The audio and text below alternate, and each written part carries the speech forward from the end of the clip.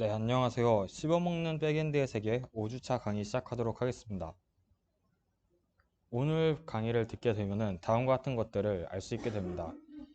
인증과 인가의 기본 개념에 대해 알 수 있고, 다양한 인증 방식의 종류를 아주 자세하게 스텝 바이 스텝으로 보면서 알 수 있게 될 것입니다. 그 다음에 슬라이드 한 장으로 FAST API로 어떻게 인증과 인가를 처리하는 방법을 배울 수 있는지를 알려드리도록 하겠습니다. 가장 먼저 아이스 브레이킹을 하려고 하는데요. 네, 저는 취업해 버렸습니다. 저번에 공지에 올려드린 것과 마찬가지로 제가 갑자기 취업을 하게 돼가지고 이번 주, 다음 주 월요일부터 출근을 해야 돼서 이번 주 일주일만 휴식을 할 수 있게 되었습니다. 그래가지고 얼마 전에 바로 비행기 표를 끊어가지고 도쿄로 와서 지금은 새벽에 도쿄에서 세션 자료를 녹화하고 있습니다. 네, 어떻게 취업을 했냐면은 링크드인에 제가 글을 몇 개 올렸었는데요. 대표님께서 제 링크드인의 글을 보셨는지 저에게 먼저 커피챗을 제안해 주셔가지고 같이 얘기를 해봤는데 회사도 너무 좋고 제가 할 수 있는 것과 배울 수 있는 것들이 많아가지고 아, 이 회사에 가면은 정말 좋겠구나라고 생각을 해서 취업을 결정하게 되었습니다. 물론 링크드인 하나만으로 취업을 하게 된 것은 아닌 것 같고 깃허브과 블로그에도 제가 글을 많이 올렸기 때문에 네, 이것들도 많이 확인을 해주신 것 같습니다. 링크드인, 깃허브, VS 코드, 챗GPT 전부 마이크로소프트 회사의 거죠. 많은 개발자들이 이것들을 사용하는데 마이크로소프트의 도움을 많이 받고 있지 않나 생각을 해봅니다. 네, 그러면 이제 인증과 인가에 대해서 알아보도록 하겠습니다. 우선 인증과 인가가 왜 중요하냐? 여러분들이 뭐 짧게는 며칠, 길게는 몇 달 또는 몇 년 걸려가지고 어떤 프로덕트를 만들었는데 그 프로덕트는 아주 높은 확률로 사용자의 회원가입과 로그인을 필요로 하겠죠. 물론 회원가입과 로그인을 필요로 하지 않는 프로덕트도 있겠지만 그런 프로덕트들이 훨씬 많을 것이고 로그인과 회원가입을 위해서는 인증과 인가가 필수적으로 들어가기 때문에 여러분들의 일을 알아야 합니다. 그리고 제가 이번 주부터는 과제를 드리지 않을 이유는 사실 인증과 인가는 뭔가 좀 실제 사용자들을 대상으로 하는 프로덕트를 만들 때 필요로 한 것이고 여러분들은 아직 이전 것들도 완벽하게 하지 못하는 단계이기 때문에 뭐 완벽하게는 좀 좋게 표현한 거고 안 좋게 표현하자면은 갈 길이 멋이기 때문에 일단 인증과 인가의 기본 개념과 어떤 식으로 이것을 활용하면 되는지만 오늘 아시면 좋을 것 같고 나중에 필요하시면은 찾아서 공부하시고 바로 써먹으시면 좋을 것 같습니다. 여러분들 어떤 홈페이지에 가면은 다음과 같이 로그인을 할 수 있을 것인데 예전에는 이메일과 비밀번호를 치고 로그인하는 것만 있다면은 요즘에는 뭐 구글, 페이스북, 카카오, 네이버 등 다양한 빅테크 기업들의 계정을 이용해서 서비스에 로그인하는 방식도 보셨을 거예요. 이것들의 차이에 대해서도 강의를 진행하시면서 알아보도록 하겠습니다. 우선 인증과 인가가 왜 중요한지 작년 12월에 있었던 방통대의 사례를 통해서 보도록 하겠습니다. 다음 뉴스의 제목을 보도록 하겠습니다. URL에 접수번호 바꾸자. 13년치 대학 지원자 정보 술술. 사람들이 뭐 영화에서 보이는 해커처럼 완전 다다닥 뭐 치면서 하는 게 아니라 그냥 URL에 있는 접수 번호를 바꾸는 것만으로도 사용자들의 정보를 마음껏 가져갈 수 있다는 것이 파악이 됐었는데요. 이것에 대한 내용은 코딩 애플의 다음 영상이 아주 잘 나와 있는데 이거는 나중에 시간 되시면은 꼭 보시면 좋을 것 같고 아주 간단하게 설명드리자면은 저희가 예전에 쿼리 파라미터에 대해서 배웠는데요. 현재 보이는 화면은 토스의 공식 문서에서 가져온 건데 우선 쭉쭉 이어서 보도록 하겠습니다. 예를 들어서 제가 민재-library.com이라는 사이트를 만들었고 여기에다가 info API를 요청하면은 사용자의 정보를 보여준다고 해보겠습니다. 이때 쿼리 파라미터로 사용자의 아이디를 같이 줘야 합니다. 데이터베이스에 위와 같이 나와 있다면은 유저 아이디는 1로 하면은 민재라는 사람에 대한 정보가 정보를 받을 수 있겠죠. 근데 이렇게 하면은 유저 아이디는 2로 바꾸는 것만으로 민짜이라는 사람, 3으로 바꾸는 것만으로 민돌이, 4는 민재쿤에 대한 정보를 가져올 수가 있어가지고 아주 손쉽게 다른 사람들의 정보를 조회할 수 있습니다. 방통대가 이러한 방식을 사전에 막지 못해가지고 앞서 보여드렸던 문제가 발생했던 거고요. 이런 방법을 막는 데는 아주 크게 두 가지 방법이 있습니다. 하나는 유저 아이디의 정보를 유저 아이디를 암호화하는 것입니다. 이렇게 SD 뭐 FK LJ 뭐 뭐식 뭐식으로 암호화하면은 어, 이거를 다른 사람들이 쉽게 알아챌 수 없으니까 다른 사람들의 정보를 조회하기 힘들겠죠. 그런데 물론 이것도 문제는 많이 있습니다. 왜냐면은 제가 어떻게 암호화 알고리즘을 알아냈든 아니면은 민짜이라는 사람의 또는 민돌이 민재쿤이라는 사람의 암호화된 유저 아이디를 알아내면은 언제 어디서는 접속이 가능하기 때문이죠. 그래서 이러한 것들을 막기 위해서 막는 방법을 알아보기 전에 다음 화면을 보겠습니다. 토스에서도 오더 아이디는 뭐 Q, G, G, J, E, G, X, H, 3 이런 식으로 나타내는데 오더 아이디면 아이디이기 때문에 int라는 것을 정수형이라는 것을 추측할 수가 있는데 다음과 같이 이상한 문자열로 되어 있는 걸로 봐서 암호화 되어 있는 걸 사용했다고 볼 수 있습니다. 어쨌든 이런 방식에도 문제점이 발생할 수 있습니다. 그래서 이를 어떻게 막을 수 있냐? 사실 암호화를 굳이 하지 않더라도 유저 아이디는 1, 2, 3, 4 이런 식으로 사람들이 쉽게 파악할 수 있는 정보를 하더라도 이제 프론트엔드 즉 사용자가 유저 아이디는 1에 대한 정보를 요청해 달라고 백엔드에 요청하면은 백엔드는 이제 이 정보를 요청한 사용자가 유저 아이디는 1에 해당되는 사용자인가 즉 민재라는 사람이 자신의 정보를 달라고 요청했는가를 확인하면 됩니다. 어떤 식으로 확인할 수 있냐면은 그거는 뒤에서 여러 가지 알고리즘을 통해서 알아보도록 하고 만약에 유저 아이디가 1이면은 정보를 보내주면 되고 요청한 사용자가 유저 아이디는 1이 아니면 즉 민재가 아닌 사용자면은 민재가 아닌 사용자이기 때문에 정보를 줄 수 없다라고 알려주면 되는 것입니다. 네, 이 유튜브 영상 꼭 보시면 좋을 것 같고 이어서 하면은 이렇게 인증과 인가를 처리하면은 인가를 알게 되면은 잘 알게 되면은 앞에서 보셨던 문제점들을 겪지 않을 수가 있을 수 있는데요. 우선 이렇게 인증과 인가를 통틀어서 뭐라 하냐면은 오스라고 합니다. 왜냐면 인증은 영어로 authentication이고 인가는 영어로 authorization인데 둘 다 앞에 오스가 붙기 때문입니다. 그럼 인증과 인가가 무엇인지 하나씩 알아보도록 하겠습니다. 인증은 말 그대로 사용자가 누구인지 확인하는 과정입니다. 예시로 로그인은 있겠죠. 예를 들어서 제가 누군가한테 제 아이디와 패스워드를 알려준다. 그러면 이 사람이 맞는지 인증을 해야 되지 않습니까? 그거를 인증이라고 합니다. 그럼 오소라이제이션은 뭐냐? 오소라이제이션은 인가입니다. 이렇게 인증된 사용자가 어떤 자원에 접근하는데 권한이 있는지 없는지 확인하는 과정입니다. 예를 들어서 제가 facebook.com은 너무 크고요. 네, 도서관. 저희 학교의 도서관 서비스에 로그인을 했다고 하겠습니다. 일단은 제가 뭐 아이디를 치고 비밀번호를 쳐가지고 그 아이디와 비밀번호가 등록된 사용자면은 제대로 인증이 되겠죠. 그러면 이제 인가를 볼 건데요. 제가 도서관 사이트에서 새로운 책을 도서관에 등록하려고 해요. 할 수 있을까요? 할 수 없습니다. 왜냐면 저는 그 도서관의 관리자가 아니기 때문입니다.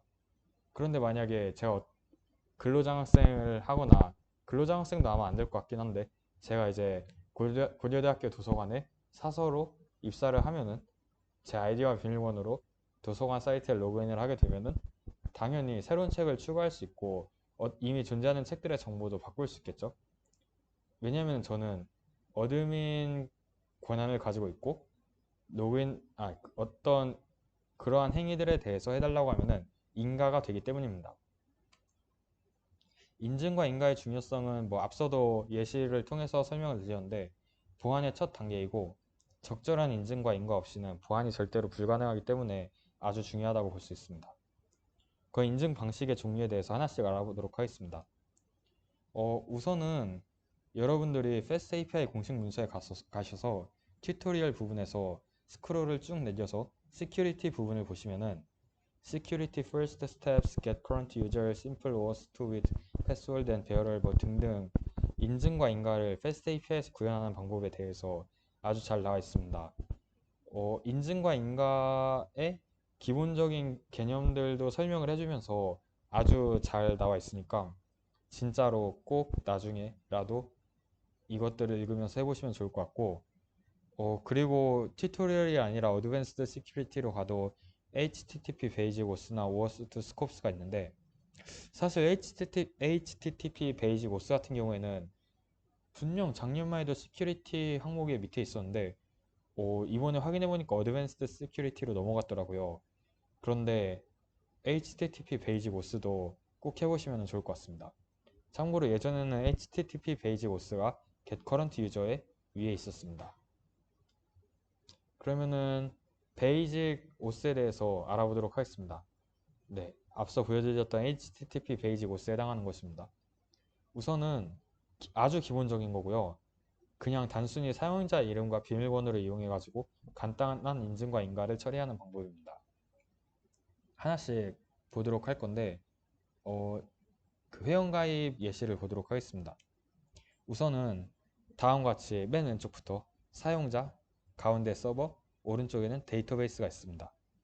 그리고 데이터베이스에는 다음과 같이 100명의 사용자에 대한 정보가 등록되어 있습니다. 우선 사용자는 가장 먼저 회원가입을 하겠다고 API를 보내겠죠. 그 바디로는 ID는 민재, 패스워드는 민재 1, 2, 3, 4 이렇게 서버로 요청을 하면은 서버는 암호화 알고리즘을 사용해서 패스워드를 암호화합니다. 뭐 민재 1, 2, 3, 4를 어떤 암호화 알고리즘을 사용한다면은 이런 식으로 암호화가 될 수 있겠고, 그러면 이제 데이터베이스에다가 그 사용자의 정보를 줍니다. 그러면 이 데이터베이스에는 민재 1, 2, 3, 4라는 사용자 정보가 아이디를 가진 사용자의 정보가 새롭게 생기게 됩니다. 만약에 생긴다면은 성공했다고 리스폰스 해주면 되고, 생기지 않고 뭐 중간에 에러가 발생했다, 예를 들어서 이미 존재하는 사용자 아이디다, 아니면은 이 사용자 아이디는 알파벳으로만 이루어진 게 아니라 한글도 있어가지고 회원가입을 제대로 처리할 수 없다, 그럼 뭐 실패로 리스폰스 해주면 되겠죠. 이런 식으로 회원가입을 할 수가 있겠고, 로그인을 보도록 하겠습니다. 로그인 같은 경우에는 사실 똑같습니다. 로그인도 아이디하고 패스워드 보내가지고, 물론 API는 로그인으로 리지스터가 아니겠죠. 뭐 이렇게 암호 알고리즘 사용해가지고 패스워드 암호화하고, 뭐 이번에는 아닙니다. 로그인도 똑같습니다. 똑같아가지고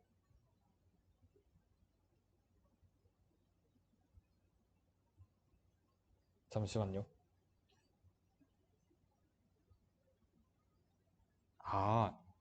아닙니다. 로그인은 어떤 식으로 하냐면은 우선은 다음과 같이 그 로그인 API로 아이디와 패스워드를 서버로 보내줍니다. 사용자가. 그러면은 암호 알고리즘을 사용해서 패스워드를 암호합니다. 그 다음에 데이터베이스로부터 민재 1, 2, 3, 4라는 아이디에 해당하는 사용자의 패스워드를 달라고 요청을 합니다. 그 다음에 이 사용자의 패스워드를 받습니다.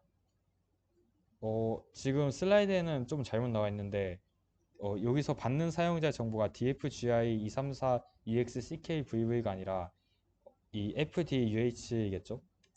이런 식으로 그 사용자가 보낸 패스워드를 암호화 알고리즘을 통해 가지고 암호화한 패스워드와 이 사용자 아이디에 해당하는 데이터베이스에 존재하는 이 사용자 아이디에 해당하는 암호화된 패스워드를 가져와서 이 두 개를 비교해 보고, 만약에 맞다면 성공했다고 알려주고, 그리고 로그인을 성공적으로 실행시켜주고, 만약에 다르면 실패했다고 알려주면 됩니다. 이렇게 베이직 오스를 할 수가 있는데요. 베이직 오스의 문제점은 매 요청마다 사용자의 아이디와 비밀번호를 전송해야 하므로 보안에 취약하다는 점이 있습니다. 예를 들어서 제가 도서관 사이트에 로그인을 했습니다. 일반 사용자라고 가정을 해보겠습니다. 제가 일반 사용자로서 할 수 있는 거는 어떤 책을 대여하겠다는 것을 할 수가 있습니다. 책 조회는 로그인도 안 해도 되니까 상관이 없겠죠. 제가 어떤 책을 조회한 다음에 대여를 하겠다고 하면은 대여를 할 때 로그인을 해줘야 합니다. 그리고 성공적으로 대여가 끝났다고 가정해 보겠습니다. 이제는 제가 어떤 책을 대여했는지 궁금하면은 또 로그인을 해줘야 합니다. 왜냐면은 사용자 정보가 쿠키에 저장되지 않기 때문이기도 합니다. 그래서 매번 인증을 해줘야 되고요. 그래서 매 요청마다 사용자의 아이디와 비밀번호도 전송해줘야 되고 그것 때문에 보안에 취약한 것입니다. 그리고 로그아웃 기능 구현이 어렵습니다. 왜냐면은 데이터베이스에는 뭐 사용자에 대한 정보만 있고 서버 어디에도 이 사용자가 로그인 했는지 안 했는지 알 수가 없습니다. 그래가지고 로그아웃 기능 구현이 어렵습니다. 그리고 보안적으로도 아주 좋지 않습니다. 예를 들어서 민재쿤의 패스워드는 QWER12344이고 민재1234의 패스워드는 ASDF1234라고 하겠습니다. 앞서서 봤던 예시에는 패스워드가 암호화된 것으로 저장이 돼 있는데요. 암호화된 패스워드가 아니라 암호화되지 않는 패스워드, 즉 평문이 저장돼 있다면 어떨까요? 만약에 그러면은 뭐 그러니까 누구나 아니겠지만 이 데이터베이스를 관리하는 사람은 모든 사용자들의 아이디와 패스워드를 알 수 있게 됩니다.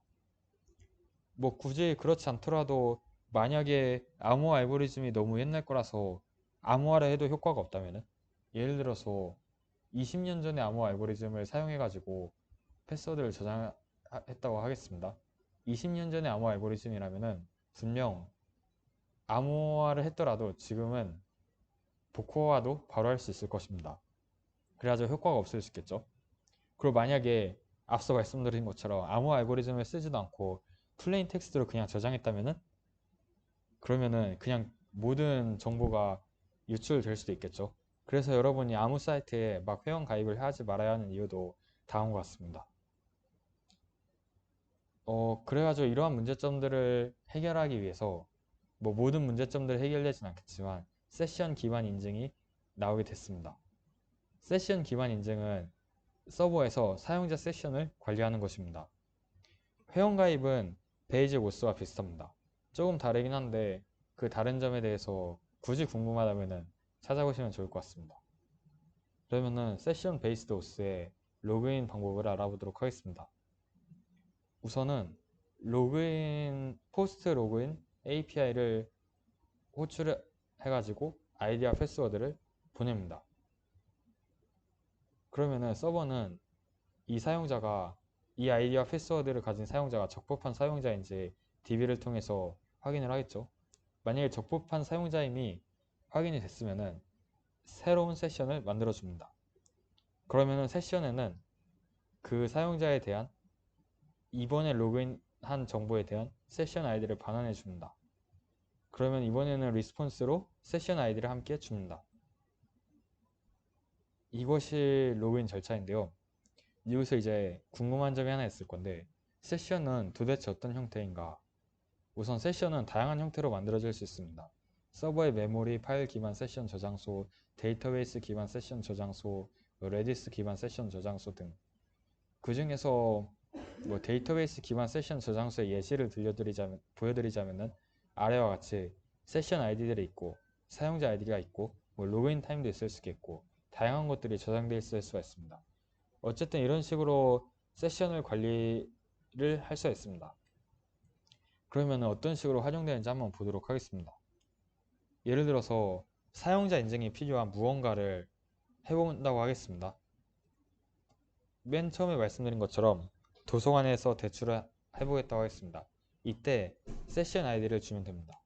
그러면은 그 세션 아이디를 서버가 받았으니까 세션으로 보내가지고 이 세션 아이디가 유효한지 이 세션 아이디를 보낸 사람의 세션 아이디와 세션 아이디에 적혀있는 사용자가 일치하는지 등등을 확인해서 검증을 합니다. 난 만약에 검증이 성공했다면 리스폰스로 성공을 보내고 실패했다면 실패를 보내가지고 잘 처리를 하면 되겠죠. 그래서 앞에 예시를 드렸던 거에서 쿼리 파라미터로 유저 아이디는 1에 해당하는 사용자 정보를 달라 라고 할 때 바디에다가 세션 아이디도 같이 포함을 하게 된다면은 유저 아이디는 1인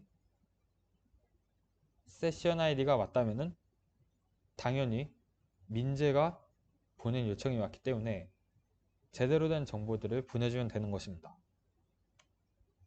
뭐 만약에 민짜이라는 사람이 유저 아이디는 1에 대해서 요청을 했다. 민짜이의 유저 아이디는 2인데 1에 대해서 정보를 보면 안 되겠죠. 그러면은 400일 에러를 보내주면 됩니다.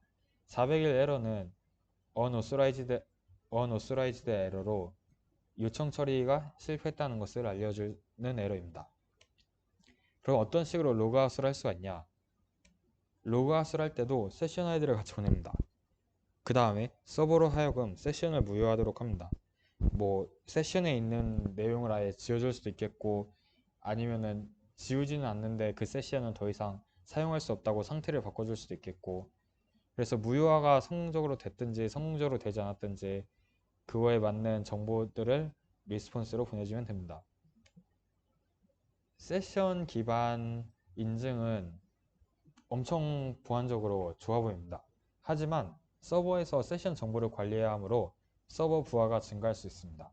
예를 들어서 10,000명이 로그인을 하고 있다고 하면은 그 10,000명에 대한 세션들도 관리를 해야 되고 그 정보들도 어쨌든 저장을 계속하고 있어야 되기 때문에 서버의 부하 위험성이 있을 수 있습니다. 그리고 서버가 부하 만약에 이렇게 엄청나게 많은 뭐 10,000명이 아니라 몇 천만 명, 몇억 명의 사용자가 있다면은 하나의 서버로는 절대 관리할 수 없기 때문에 서버들을 확장시켜야 되는데 서버들을 확장시키게 된다면은 세션으로 관리하는 게 엄청 복잡해지고 힘들어지기 때문에 확장성이 떨어질 수 있습니다. 그 다음에 클라이언트와 서버 간의 불일치로 인한 문제 발생도 가능할 수가 있습니다. 이거 같은 경우에는 프론트엔드에서 세션과 관련된 뭐 로직들이 있는 부분을 수정했다고 하겠습니다. 그러면 이때 불일치가 발생할 수 있습니다. 그래가지고 이런 문제점들을 해결하기 위해서 토큰 기반 인증이 나왔습니다. 토큰 기반 인증은 서버가 토큰이라는 것을 발행하고 클라이언트가, 즉 사용자가 토큰을 사용하여 요청을 인증하는 방식입니다. 토큰이 뭔지 지금은 잘 이해가 안 되실 테지만 계속 보도록 하겠습니다. 우선 가장 먼저 로그인을 보도록 하겠습니다. 네, 사용자가 로그인 API를 호출해가지고 DB에서 적법한 사용자임을 확인한 것까지는 이제 다들 이해하실 테고 세션 기반 인증이었다면 세션을 생성하겠죠. 하지만 저희가 보고 있는 토큰 기반 인증 같은 경우에는 액세스 토큰과 리프레시 토큰이라는 것을 서버에 있는 로직을 통해서 생성을 하고 다음과 같은 형태로 액세스 토큰이나 리프레시 토큰이 만들어질 수 있습니다. 각 토큰은 완전 비슷한 형태로 되어 있는데 사용하는 곳이 다르기 때문에 어떤 식으로 사용할 수 있는지 언제 사용해야 되는지는 계속 천천히 설명드리도록 하겠습니다.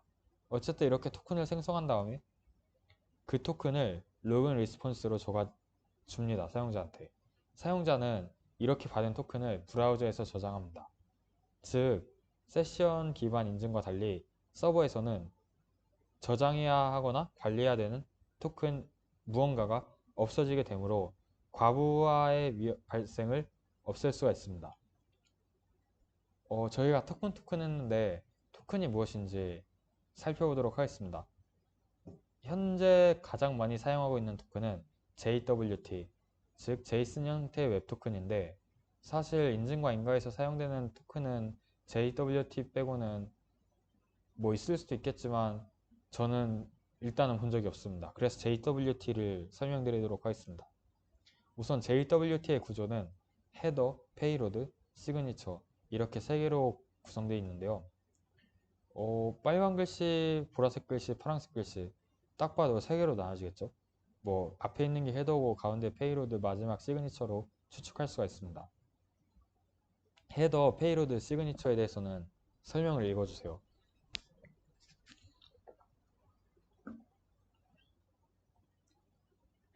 네, 헤더는 토큰이 어떤 타입인지 그리고 어떤 식으로 어떤 암호 알고리즘을 거쳐가지고 만들어졌는지를 알려주고, 페이로드에는 이 토큰에 실제 포함되는 정보들이 있습니다. 그 다음에 마지막으로 헤더와 페이로드가 합쳐져 가지고 시그니처가 만들어집니다. 헤더에 이제 어떤 알고리즘이 있으니까 이렇게 헤더에 있는 정보들, 페이로드에 있는 정보들을 헤더에 있는 알고리즘을 통해 가지고 시그니처를 만듭니다. jwt.io라는 서비스가 있는데 여기에다가 jwt를 넣어주면은 그 jwt를 디코드해 가지고 정보를 보여줍니다. 방금 보여드린 토큰 같은 경우에는 HS256이라는 알고리즘을 써가지고 해싱을 했으며 JWT 타입이고, 이제 실제 정보들이 있는 페이로드 같은 경우에는 1, 2, 3, 4, 5, 6, 7, 8, 9라는 사용자 아이디가 있고 서브가 사용자 아이디라고 보셔도 됩니다. 이 사용자의 이름은 존 도고, iat은 이따 알아보도록 할 건데 이 토큰이 만들어진 시간을 나타냅니다. 그래서 이렇게 토큰을 생성해가지고 토큰을 받는 것까지 봤는데요. 이어서 계속 보도록 하겠습니다. 저희가 지금까지 로그인을 봤었는데 회원가입을 하게 되더라도 이런 식으로 토큰을 만들어 줘가지고 리지스터 리스폰스에 토큰을 같이 넣어서 주면 됩니다. 그러면은 토큰이 어떤 식으로 사용되는지 보도록 하겠습니다. 우선은 사용자 인증이 필요한 무언가를 할 때 토큰을 같이 넣어서 줍니다. 그렇게 하면은 그 서버에서는 이 토큰을 검증합니다. 뭐 여러 가지 방법으로 검증을 할 수가 있겠죠. 그 다음에 리스폰스를 줍니다. 만약에 이 토큰이 맞는 그 적법하다면은 뭐 성공했다 아니면 실패했다 이런 식으로 주면 되겠죠. 로그아웃은 조금 다릅니다. 우선 로그아웃을 토큰으로 보내면은 토큰을 검증한 다음에 로그아웃 리스폰스를 보내줘도 됩니다. 하지만 세션과는 다르게 필수가 아닌데요. 토큰을 검증하지 않아도 됩니다. 그냥 사용자가 서버한테 나 로그아웃 할래 라고 알려준 다음에 그냥 서버는 토큰을 검증하지 않고 그래 너 로그아웃 하고 싶으면 로그아웃 해 라고 알려주면 됩니다. 왜냐면은 서버에서는 토큰을 관리하지도 않고 저장하지도 않기 때문에 어차피 로그아웃은 프론트엔드 브라우저에서 처리를 해야 되기 때문에 서버는 뭐 이 사람이 제대로 된 토큰을 가져온지 굳이 확인을 할 필요가 없습니다. 사실 서버한테 요청을 보내지 않아도 됩니다. 그냥 프론트엔드에서 로그아웃 버튼을 클릭하면은 로그아웃 되게 한다 라고 하면은 그냥 끝입니다. 물론 프론트엔드 입장에서도 로그아웃 API가 있으면은 좀 더 편리한 부분이 있기 때문에 구현을 하면 좋지만 꼭 구현을 필수적으로 할 필요는 없다는 것. 이렇게 토큰 기반의 인증 같은 경우에도 문제점이 조금 있는데요. 우선은 토큰 유효 기간 관리에 어려움이 있습니다. 앞서 보여드렸던 jwt.io에서 페이로드를 살펴보도록 하겠습니다. 페이로드에 iat이 있었는데 앞서서 issued at이라고 설명을 드렸는데, 즉 토큰이 발행된 시간을 나타내고 이렇게 알아보기 어려운 시간으로 숫자로 되어 있는 것은 유닉스 타임스탬프라는 시간을 나타내는 형태로 되어 있기 때문입니다. 유닉스 타임스탬프에 대해서는 알아서 알아보시면 좋을 것 같고, 사실 페이로드에 들어갈 수 있는 것들은 정말 많습니다. 우선은 registered claims가 있고 custom claims로 나눌 수가 있는데요. registered claims 같은 경우에는 공식적으로 이런 클레임들은 이러한 역할을 해야겠다 나타낸 거고, custom claim은 만약에 제가 새로운 정보들을 registered claims에 없는 정보들을 넣고 싶다 그러면은 그냥 만들어서 넣으면 됩니다. 이 중에서 IS 보면은 issued at time이라고 나와 있는데 토큰이 발행된 시간을 나타냅니다. 이렇게 토큰이 발행된 시간을 나타내고, 그래서 사용자 인증이 필요한 무언가를 할 때 토큰을 보내잖아요. 그러면은 토큰을 검증할 때 이 토큰이 예를 들어서 뭐 한 달 전에 발행됐다. 그럼 너무 오랜 전에 발행됐으니까 당연히 검증을 할 때 아, 이거는 너무 오래전에 발행됐으니까 지금은 사용할 수 없다라고 말을 해줘야겠죠. 물론 이때 언제까지 발행된 토큰을 인가해 줄 것이냐를 처리해 줘야 되기 때문에 앞서 말씀드린 것처럼 유효기간과 관련된 것을 처리하는 게 복잡할 수가 있습니다. 뭐 다른 방법으로는 IS이 아니라 EXP를 넣으면 되는데 클레임스에다가 EXP 같은 경우에는 토큰이 만료되는 시간입니다. 토큰이 만료되는 시간을 넣어주면은 사용자가 인증이 필요한 무언가를 할 때 토큰을 보내줄 때 현재 시간과 토큰이 만료될 시간만 비교해가지고 토큰이 만료됐으면은 지금 시간보다 토큰이 만료될 시간이 더 전이니까 인증해줄 수 없다 이런 식으로 말을 해주면 되겠죠. 물론 이와 같은 경우에는 토큰을 생성할 때 토큰 생성 시간 플러스 토큰 만료 기간을 합쳐가지고 토큰이 만료될 시간을 만들어줘야 되기 때문에 어쨌든 아주 살짝 복잡할 수가 있습니다. 그래서 어쨌든 토큰 만료 시간은 짧아야 합니다. 뭐 30분으로 하는 경우도 있고 1일로 하는 경우도 있고 뭐 그것보다 더 길게 할 수도 있는데 길게 하면 좋지 않습니다. 왜냐면은 누군가가 토큰을 가져가긴 정말 쉬워요. 왜냐면 토큰이 저장되는 공간이 웹브라우저라고 했는데 만약에 제가 프린트를 하려고 프린트하는 곳으로 인쇄소로 갔어요. 학교 정문에. 거기 정문 인쇄소에서 로그인을 한 다음에 로그아웃을 하지 않았습니다. 그러면은 그 인쇄소에서는 30분 계속 액세스 토큰에 대한 정보를 가지고 있기 때문에 계속 누구나 제가 로그인했던 계정에 접속을 할 수가 있습니다. 또는 컴퓨터를 조금 잘하는 친구가 거기에 저장된 액세스 토큰을 그냥 긁어가지고 복사한 다음에 자기 집에서 그 액세스 토큰을 넣어서 정보를 요청해가지고 무한정 받을 수 있는 위험도 있기 때문에 토큰 만료 시간은 짧아야 합니다. 그래서 만약에 토큰 만료 시간이 30분이라고 한다면은 30분에 한 번씩 로그인을 해줘야 하냐? 그럴 수도 있고 아닐 수도 있습니다. 만약에 리프레시 토큰이 있다면은 토큰 만료 시간, 액세스 토큰의 만료 시간이 30분이라 하더라도 로그인을 계속 해주지 않아도 됩니다. 왜냐면은 리프레시 토큰의 목적은 액세스 토큰이 완료됐을 때 새로운 토큰을 발급하기 위해 사용되는 건데요. 이어서 보도록 하겠습니다.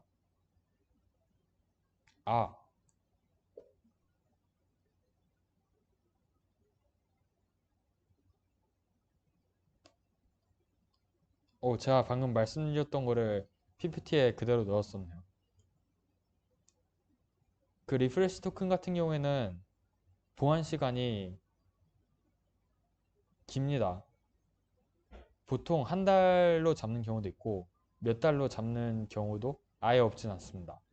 그래가지고 한 달 내지 몇 달 동안은 리프레시 토큰을 통해 가지고 30분마다 만료되는 액세스 토큰을 계속해서 찍어낼 수 있습니다. 그런데 이때 여러분은 질문을 해야 합니다. 이것도 보안적으로 어쨌든 위험한 거 아닌가? 왜냐면은 액세스 토큰을 누군가가 가져가게 되면은 리프레시 토큰도 브라우저에 저장이 되어 있는데 같이 가져가 가지고 똑같이 악의적으로 이용하면 되지 않을까. 그렇기 때문에 굳이 리프레시 토큰을 도입하지 않아도 되겠구나 라고 생각을 할 수가 있는데 이때 리프레시 토큰은 서버에서도 관리를 하면 되겠구나.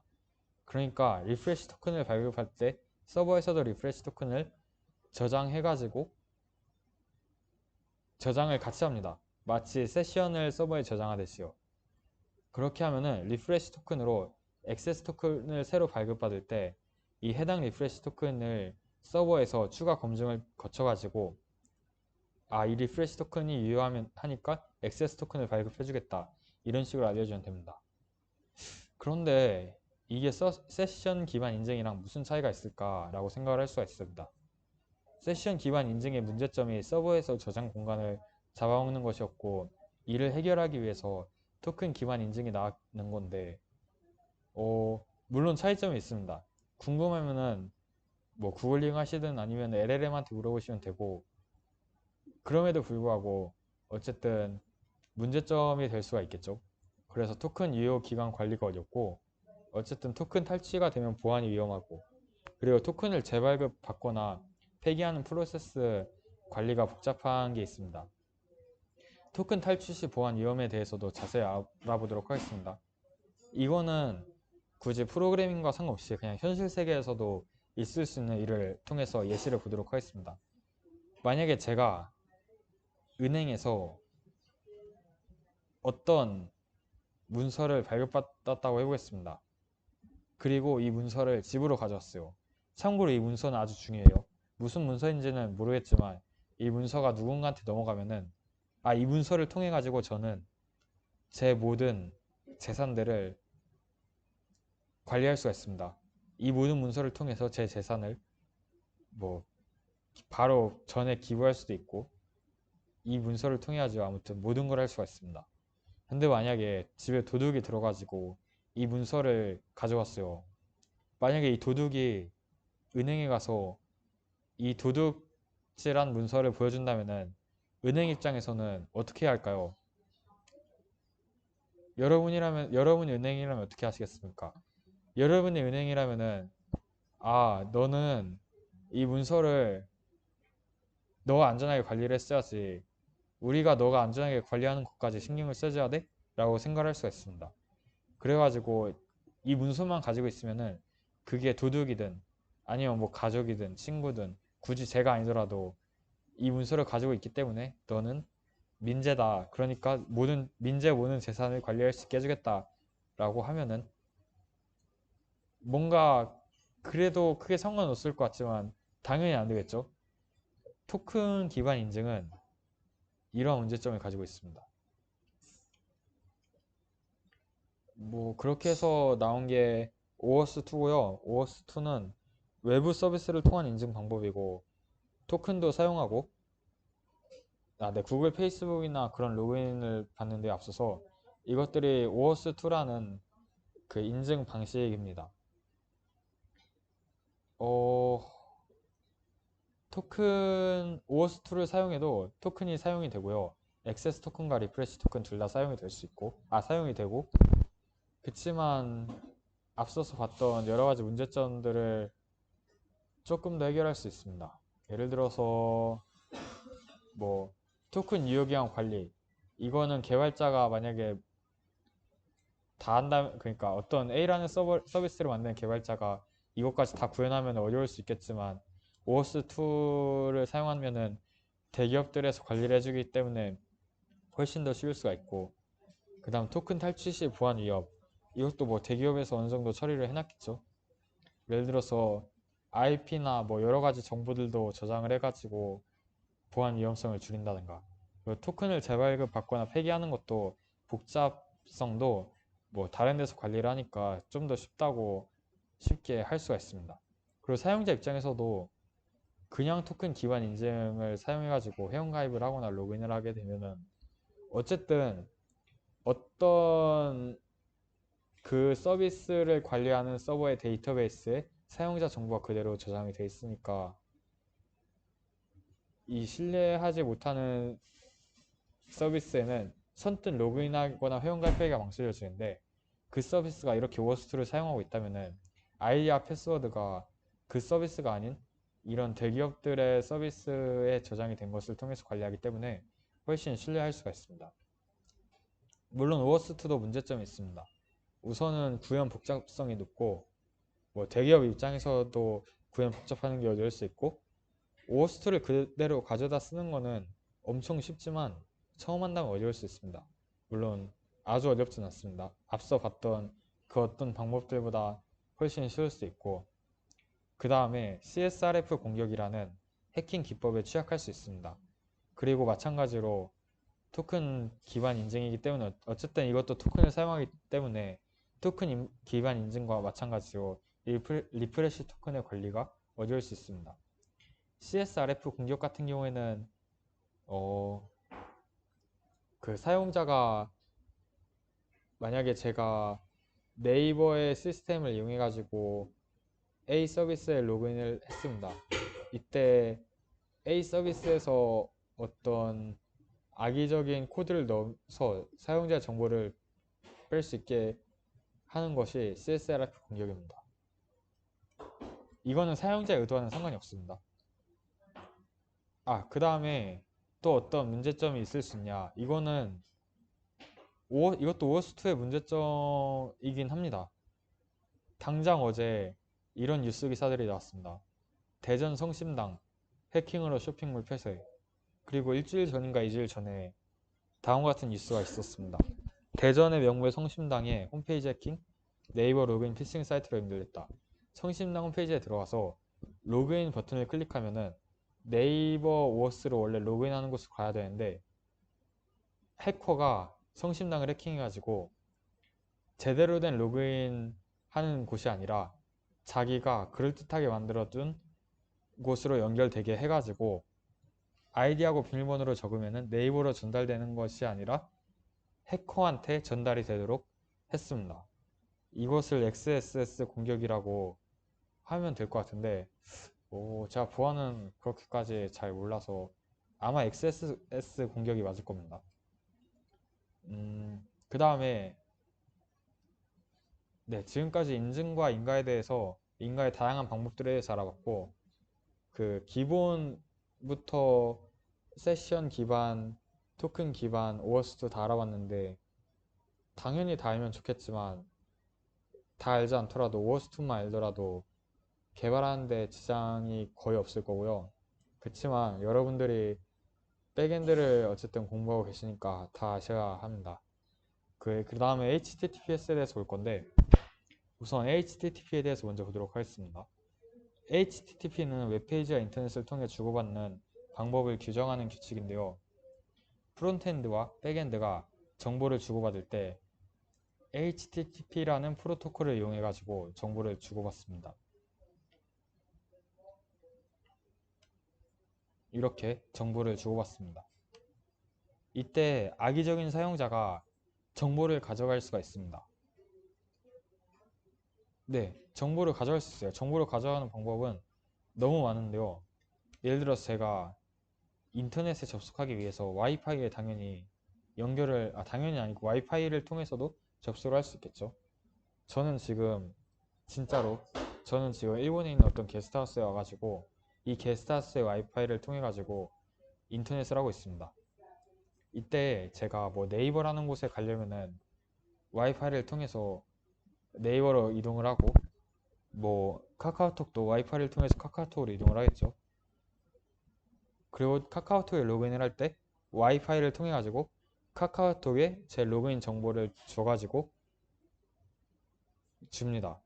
이때 어쨌든 와이파이를 통해서 모두 거쳐가는데 만약에 이 와이파이를 관리하고 있는 어떤 사람이 이 와이파이를 통해서 이동되는 모든 정보들을 저장되게 할 수가 있습니다. 그러면은 여러분들이 인터넷을 통해 주고받는 모든 정보들이 누군가에서 탈취가 되는 것입니다. 즉 이렇게 액세스 토큰도 그렇고 뭐 세션 아이디도 그렇고 인증과 인가에 필요한 모든 정보들이 탈취가 될 수 있습니다. 이렇게 http://사이트 이름 .com은 정보들이 쉽게 유출될 수가 있어요. 그래가지고 크롬에 HTTP 프로토콜을 이용한 어떤 사이트에 접속을 한다면은 이제는 안전하지 않음이라는 것이 뜹니다. 네이버닷컴에 대해서 안전하지 않음이 뜬 이유는 이거 몇 년 전에 캡처된 거라서 그렇고 지금은 네이버닷컴은 당연히 HTTP가 아니라 HTTPS를 통해서 접속을 하도록 하기 때문에 지금 이게 뜨지 않습니다. 그러면 HTTPS는 뭐냐? HTTPS도 HTTP와 마찬가지로 인터넷을 주고받을 때 사용하는 프로토콜, 인터넷에서 정보를 주고받을 때 사용하는 프로토콜인데요. 이때 더 안전하게 해줍니다. 그 HTTP 뒤에 붙은 S가 Secure의 약자고 안전이죠. 그 정보들을 암호화를 해줘서 안전하게 해주는 겁니다. 예를 들어서 제가 그 카카오톡에 접속을 해가지고 아이디하고 패스워드를 보낸다고 하면은 그 아이디와 패스워드는 암호화가 돼가지고 HTTPS를 통해서 프로토콜을 통해서 백엔드까지 가서 그때 암호화가 풀려가지고 사용을 할 수가 있게 됩니다. 그래서 만약에 중간에 누군가가 아까와 마찬가지로 정보를 빼갈 수 있는 건 똑같습니다. 빼간다 하더라도 이 빼간 정보들은 모두 암호화가 되어 있기 때문에 사용할 수가 없습니다. 사실 HTTP도 암호화를 하고 있긴 하지만 너무 생긴 지 오래된 프로토콜이라서 복호화를 너무 쉽게 할 수 있는 거고, HTTPS 같은 경우에는 훨씬 더 복잡하게 암호화를 했기 때문에 복호화를 쉽게 할 수가 없습니다. 네, 지금까지 인증과 인가에 대해서 다 알아봤는데, 사실 지금까지 여러분들께 선행학습을 하도록 학습지 과제도 드리고 여러 가지 방법을 알려드리다가 이번 세션부터는 이렇게 제가 모든 정보들을 알려주는 형태로 진행을 했는데, 제가 하면서도 이게 맞는지는 잘 모르겠습니다.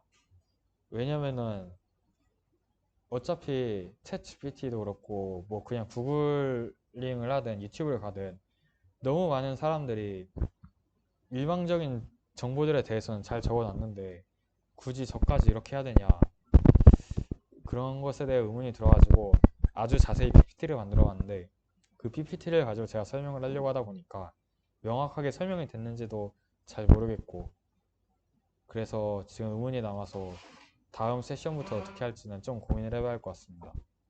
아마 비슷하게 진행을 할 수도 있을 것 같고, 그리고 다음 세션은 90% 확률로 지금까지와 마찬가지로 오프라인으로 진행될 예정이고요. 네, 잘 준비해 보도록 하겠습니다. 잘 고민도 많이 해보고. 그리고 앞서 말씀드린 것처럼 FAST API의 공식 문서에 가가지고 다음과 같은 방법으로 제가 오늘 말씀드렸던 부분에 대해서 실습을 진행할 수가 있습니다. 아주 상세하게 나와 있고 간결하니까 꼭 참고하셔서 잘 해주시면 좋을 것 같습니다. 혹시 궁금한 사항이 있다면은 네, 채널톡이나 카카오톡으로 편하게 질문해 주시면 됩니다. 그럼 이상으로 세션을 마치도록 하겠습니다. 감사합니다.